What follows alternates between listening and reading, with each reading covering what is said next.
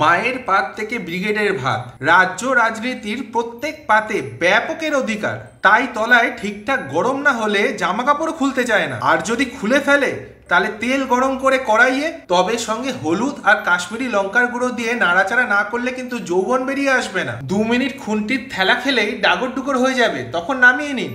এবার পাতে প্রয়োজন বুঝে আলু নিয়ে ওই তেলে ছেড়ে দিন। 5-7 মিনিট ভাজার পর আলু যখন হাফ মাটার হয়ে যাবে, ওতে দিয়ে দিন কুচিয়ে রাখা রসুন, আদা আর কাঁচা লঙ্কা। এবার 10 মিনিট মিডিয়াম আঁচে পুরো ভালো করে ভেজে নিন। এদিকে 3টে মিডিয়াম সাইজ পেঁয়াজ, সঙ্গে 2টো মিডিয়াম সাইজ টমেটো আর কিছুটা ভেজানো সয়াবিন একসঙ্গে বেটে পেস্ট করে নিন।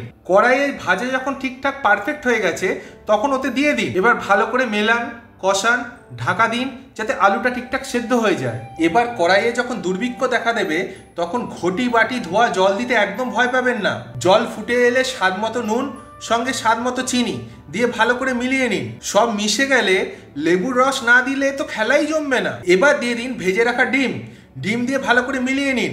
এ তো হয়ে গেল নর্মাল ডিমের ঝোল। একে রাজনীতির রং আর টেস্ট দিতে গেলে এই প্লেটে যা যা দেখতে পাচ্ছেন সব শুকনো কড়াইতে ভালো করে ভেজে গুঁড়ো করে নিন। ব্যাস, এবার একদম সিধা ডিমের ঝোলে ভালো করে মিলিয়ে 3-4 মিনিট শুধু ফোটান। যা দুর্দান্ত সেন্ট বেরোবে, পাশের বাড়ি বৌদি খালি বাটি নিয়ে 1 পিস ডিম চাইলে আপনি কিন্তু অবাক হবেন না। ব্যাস, এবারে রাজধর্ম পালন করুন, ধনেপাতা ছুঁড়ে মারুন, ভালো করে মেশান আর নামান।